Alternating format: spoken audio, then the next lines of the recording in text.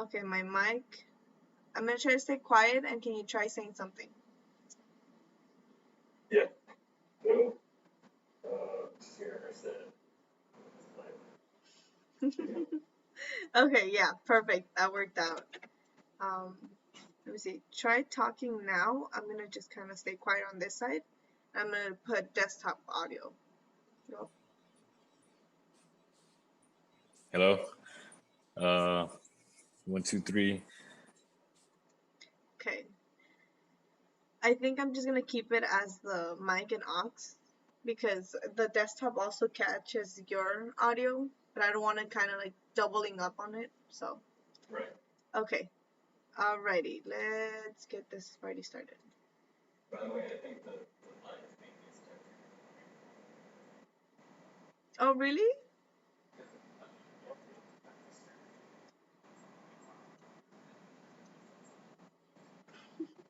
Uh,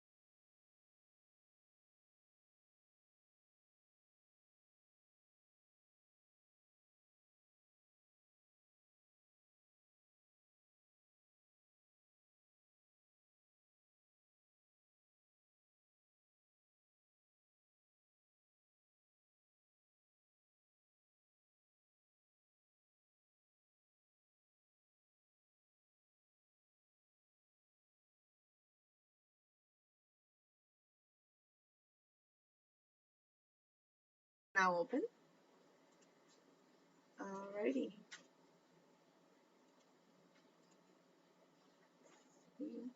Let me see if this worked out here.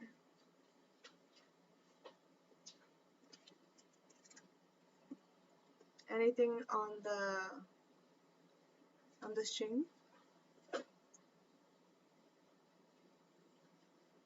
Yeah. Are we? Was our image there? Yeah, we're Awesome. Alrighty. So, hello everyone. My name is Jessica. I am streaming from Los Angeles. Nice to see you guys one more time. Yeah, and Jesus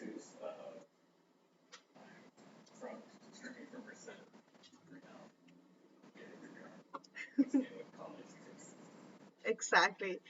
So yeah. So today's college tip is like, we're trying to see the positives and things that we can give you guys so that you guys have an easier time with college, since we've kind of gone through it and we're going through it. Just give you guys some context in that sense. And also, if you didn't see our last stream, we did a stream talking about more of our background and how it is to be a first generation student. So go ahead and go look at that if that's something you're interested in. But today we're gonna focus more on college tips and understanding ways to make your experience better. And now virtually, hopefully we find a way to make it also go ahead and, make it better virtually. Okay, so Jesus, I don't know if you have anything to share with us. Just, a little background about yourself. And like I said, we already did a full video about this, but just a short introduction, a short background about you. Yeah, so I studied for mechanical engineering in at UC Merced, but I actually started off computer science and engineering, a CSE major. I ended up switching about 2.5 years in, once I realized I was struggling and that maybe computer science was not for me, right? Um, but yeah, that kind of delayed my graduation. Just different classes as well as me struggling with classes, so retaking some classes, right? So I ended up taking 6 years to graduate. So yeah, that's, by the way, this, I've done it. Other people have done it. Like, take as much time as you need to graduate, but the bottom line is graduate, right? Or that's the way I take a look at it.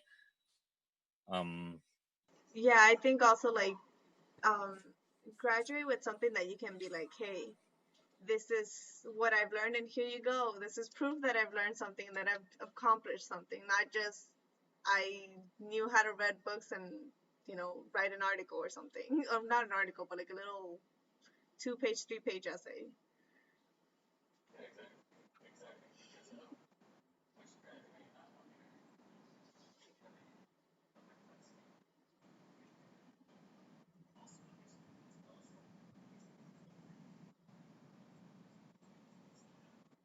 Oh yeah, for sure, for sure. I think that's like one of the biggest struggles, right?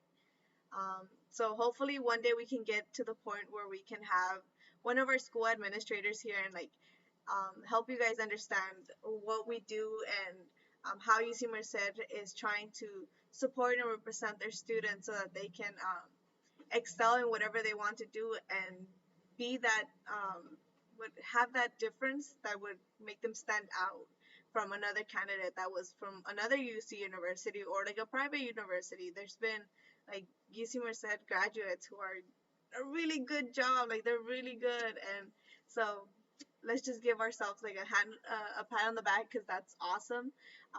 And so we just need the support as well, I think. Okay, so one of the college tips, one tip that I have for you guys is writing writing things out. I wanted to share an article. It was an experiment, and I've talked about this before. Let me see if I can just pull this up really quick for you guys. Um, Perfect and awesome. Look at that. We're getting better at streaming. So let me.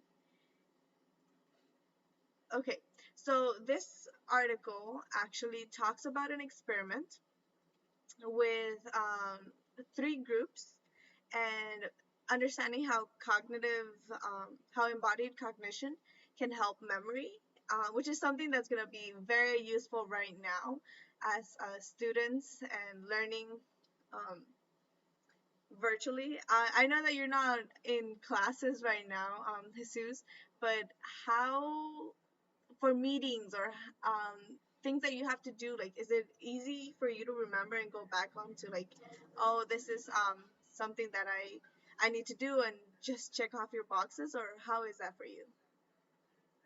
I like writing stuff down.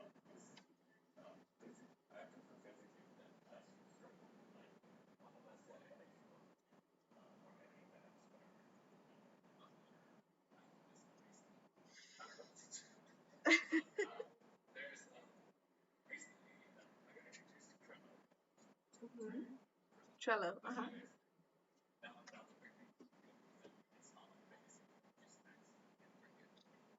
But yeah, I like writing stuff down.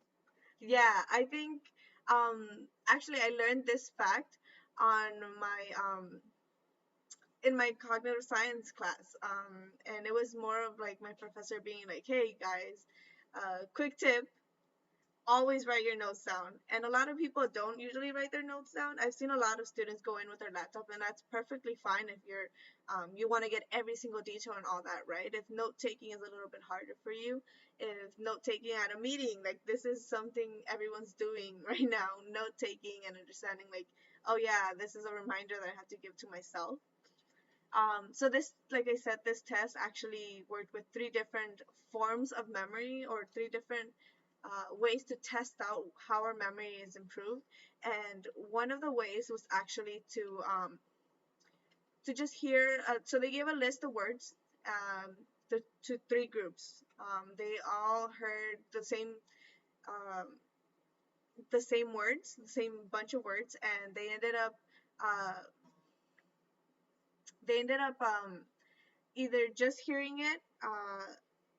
I think writing it, they were able to write it, and the other one they were able to see an image with the word. So like if it was a shovel, you'll see a picture of a shovel, and then they were told like how many words did you remember, and a lot of the times people who wrote it down or acted it out were better at remembering the the actual article or the words and stuff like that. And I don't know, how do you think that'd be useful for us right now? Like, what do you think about that, Jesus? No, yeah. Like if you just hear something so easy that like it just slips by because you have this constant flow of information, like in a meeting or in a class, the topic is like on this.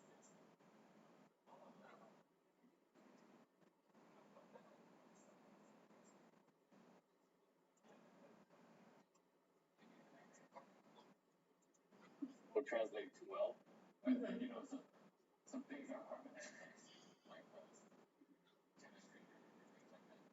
Yeah, I think actually now that I remember, in my math class, one of my calculus classes, there was back in high school there was a trick, like, for the sine functions, like they're even and then concave down, concave up, and then like I don't know, like the trig, and you can just do like little hand motions, and it was just so like you can remember more.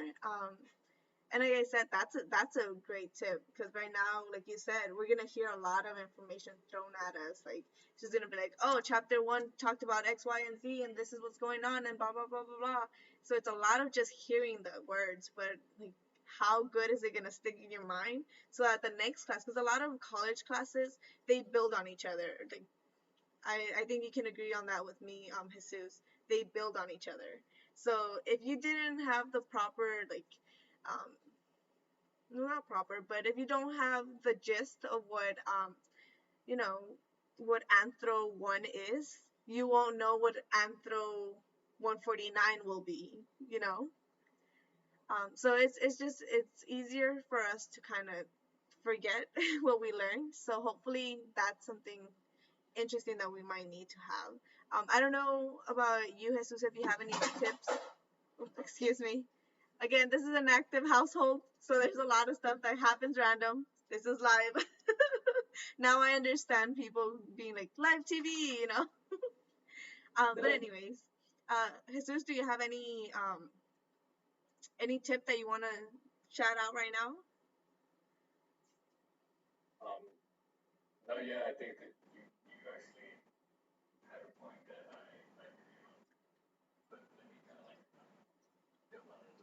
So like you were talking about like understanding like each class or like the first class days, and then later on you're taking another class which is gonna do some topics from previous class.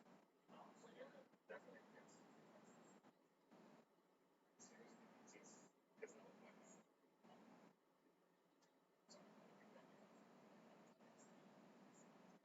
Which you know the classes that I'm running so far.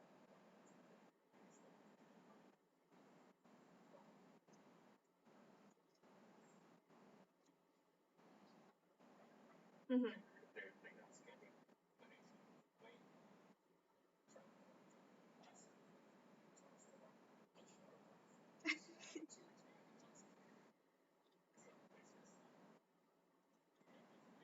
Yeah, I think yeah, exactly.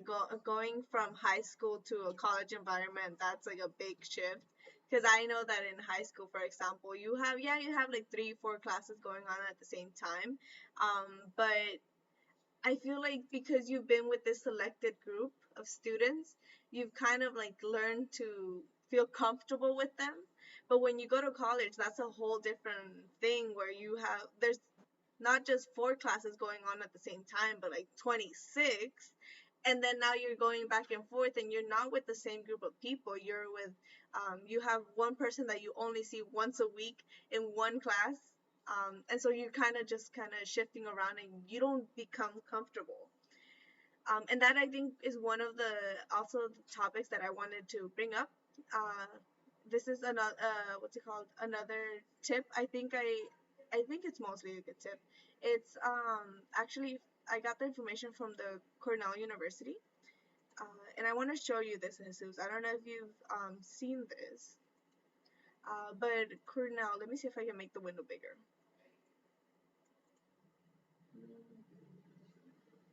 Can you see that, Jesus? I don't see Oh, you don't see anything? No. Maybe if you put them on a stream. Can you see it there?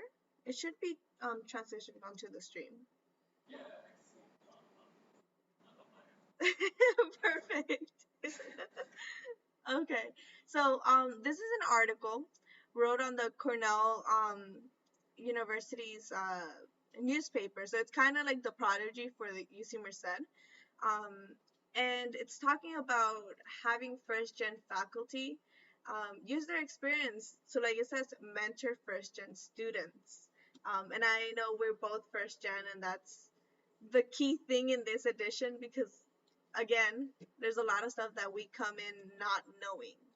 So, I wanted to share the quote with you that is from Niall Lewis. He actually says that he didn't understand the concept of office hours.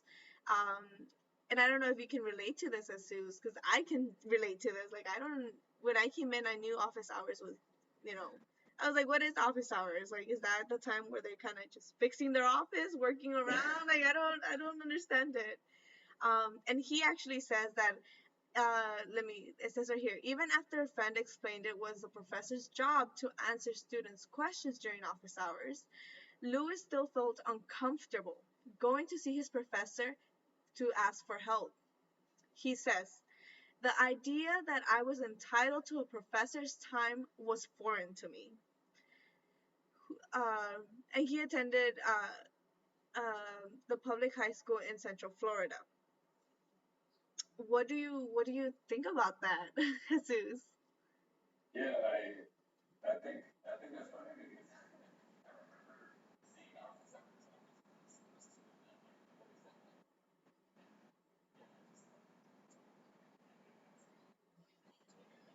Yeah. I totally agree with Jamie. What it was also said that where you're entitled to professor's time. Because even in high school, let's say, something like that, exactly. But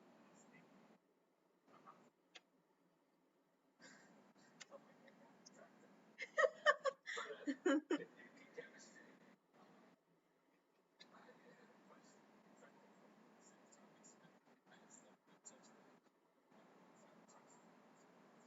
Mhm. like it was crazy.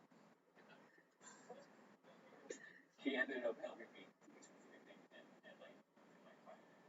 I didn't have the time. So I guess Yeah. going up, building off of that experience, like I thought it would be the same.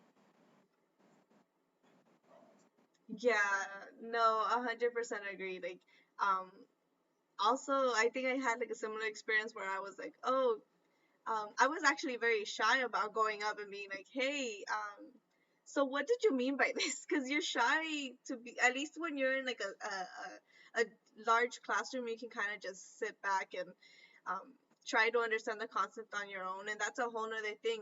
Another tip, raise your hand, like raise your hand and be able to ask a question. And it all falls back into being comfortable enough to do it. You know what I mean? So yeah, like going up and talking to your professor, that's a big thing. And then office hours, being there to actually, like, they set up that hour for you to go and do it.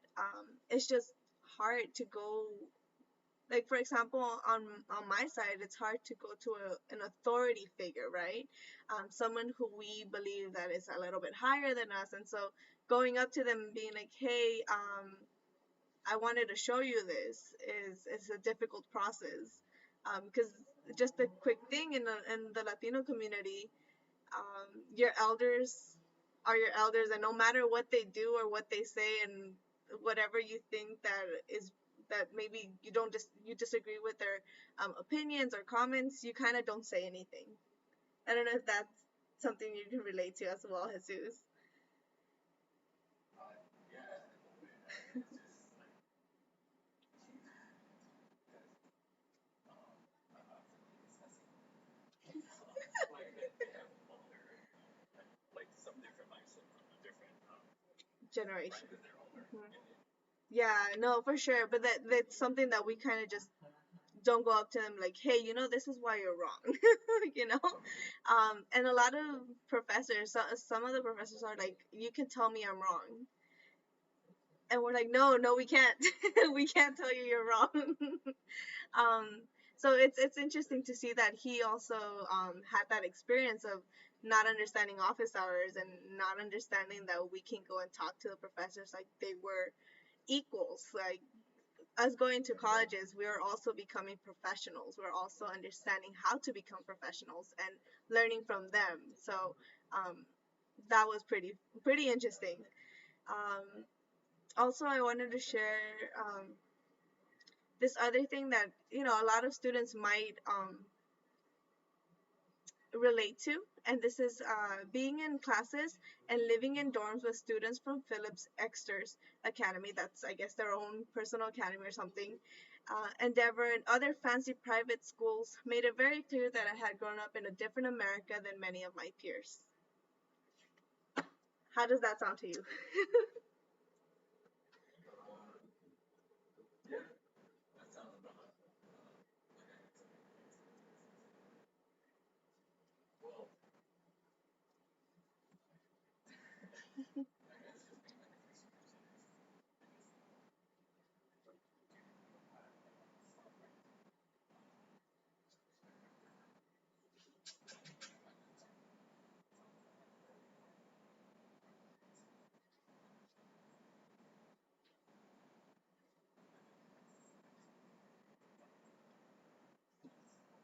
Yeah, the beads, Dr. Dre's beads.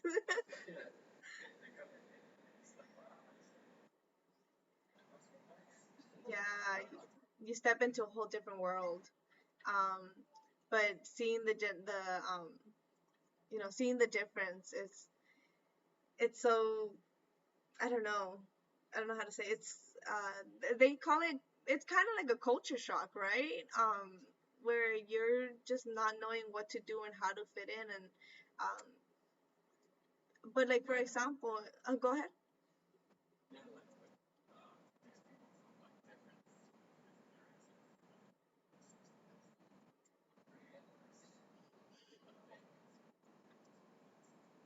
Mhm.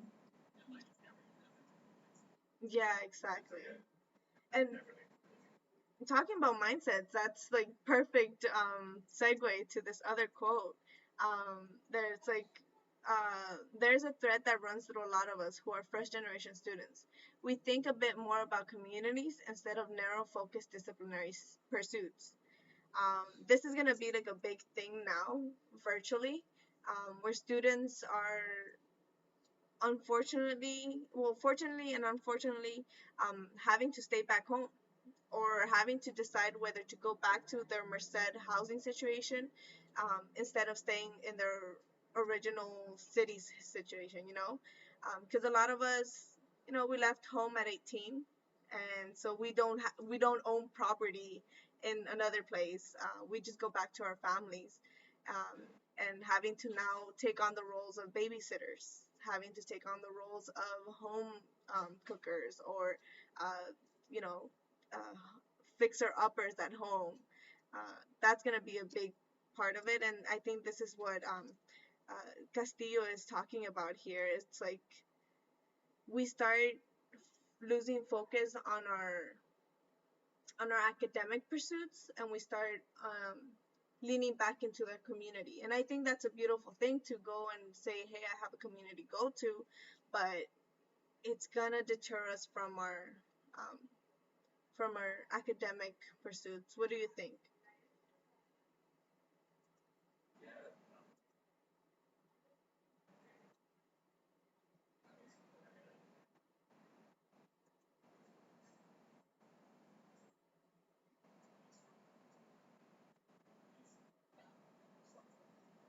Yeah, yeah,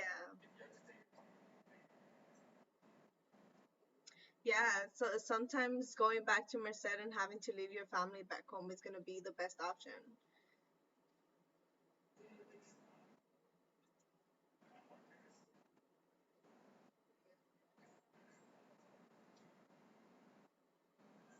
Mhm.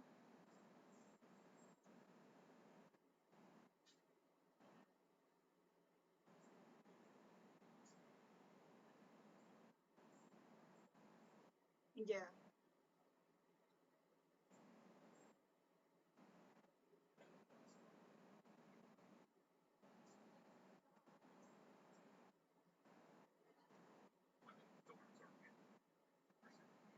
Yeah, and I think because most of our population is Latino back in Merced, there is a lot of organizations that are based on our Latino cultures, and is what I'm showing right here. Lord said, I began to see my roots as as a resource rather than a source of shame. And going into, like we said, a new place, a new culture that we feel like we might not belong to. Um, we can kind of settle into communities that empower us, being first gen, empower us to go ahead and continue being connected to who we are, or who or what we're used to. You know what I mean? I know that on campus we have like the Bright Success Center, which is basically just trying to help the students succeed in college, and focusing more on um, student student graduation rates and anything the student might need. And one of the programs in there is the Fiat Lux. Were you ever a part of that, Jesus? So the Fiat Lux program, I think it's you kind of get set a set schedule. You get to choose your classes, all that, but you have to do study hours, or you're involved in like a community meetup, and you guys have to do something to help the Merced community. And then that's just kind of like making you involved and getting you into the speed of college, because college can be overwhelming at times as well. Yeah.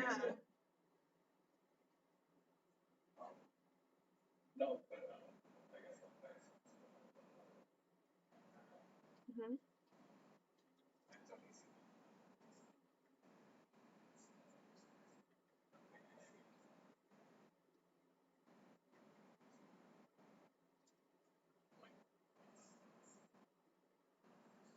Hmm.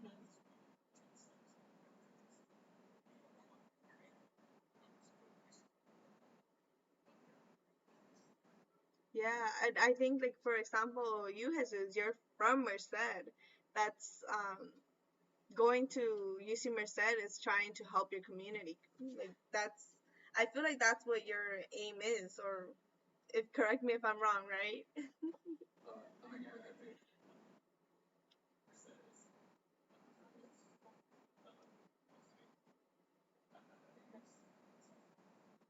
Yeah.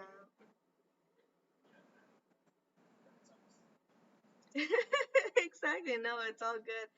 And just a shameless plug, the Q Project is doing a lot for Merced community, and you can verify that, Jesus. I think we've done the Kids Stay in Tech, which is trying to get the students to um, get involved into STEM, and just getting involved into their community as well, where we kind of have like all the groups show up and learn about like solar energy, or learn about robotics or 3D printing.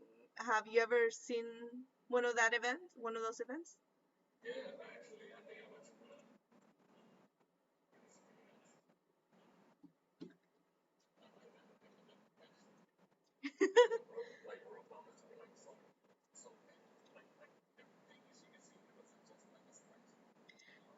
Yes. Like, yeah, we know what we're talking about. You'll just see the pictures. Yeah, so yeah, I think we're reaching our 25-minute mark already, talking, because I know we started the live a little bit before. So I just want to, I think, let's go over what the tips we said are important. So if you want to start, what do you remember from this chat?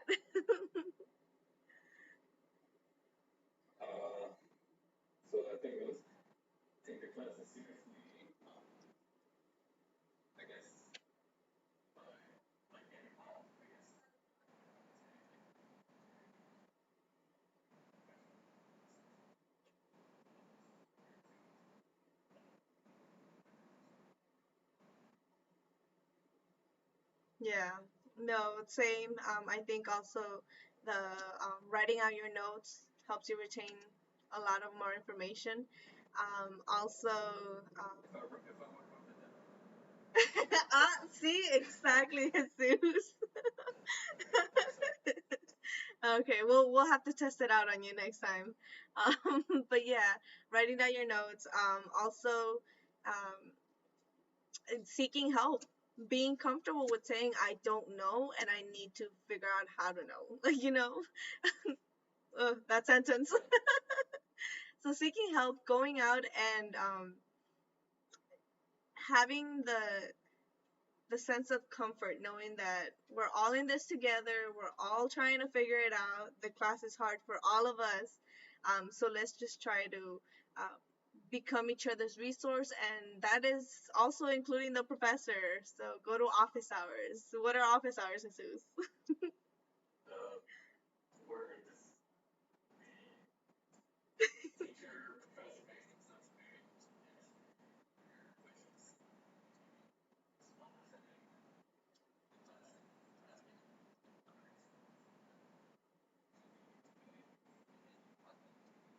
Yeah, yeah. So hopefully use those resources. And yeah, so thank you guys for watching. Abby wasn't able to join us today, so it's a little sad. But what did she say last time? What was our end thing?